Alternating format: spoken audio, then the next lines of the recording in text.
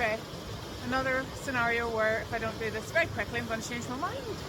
I did kind of rethink this whole thing. I've just been up Comida via the Sweet Donner's path, and it makes you aware that the source of this water is frozen water at the top. Frozen. Icicles.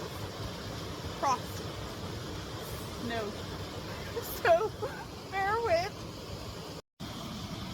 Also, somebody asked me on one of the last videos, realised I hadn't explained probably in a while.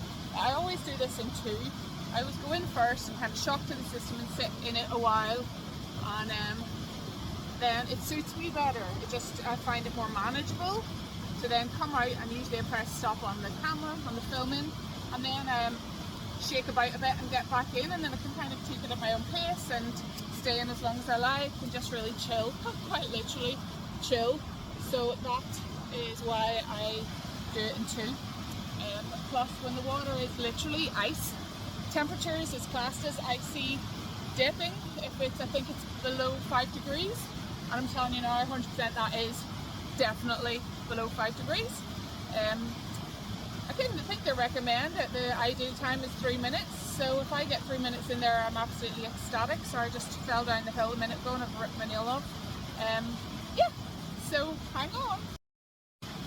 Also, don't forget, it's a full moon, and while I was on my Facebook appealing for some full moon dip company, which was not forthcoming, shock horror in these lovely climes, how can anyone resist?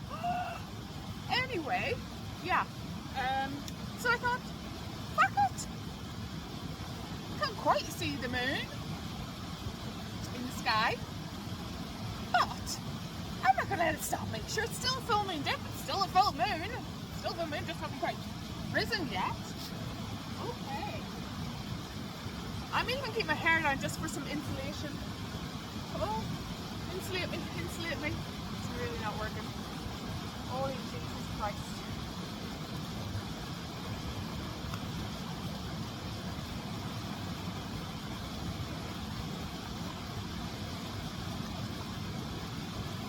I'd like to say I was stalling for dramatic effect or something, but it's not. It's just because I'm chicken. Right. Okay. Let's go.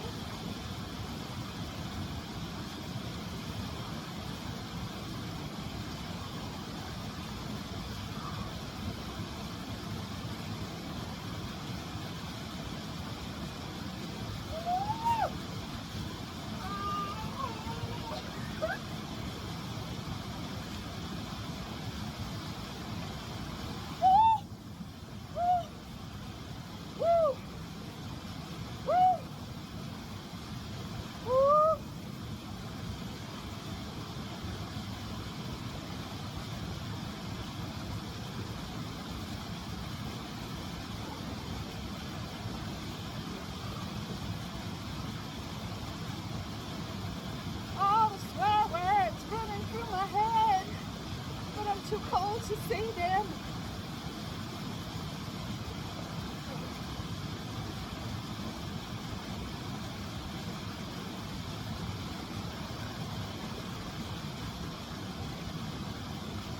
And the current's quite strong, believe it or not.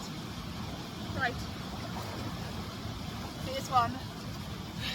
Time for some alone time.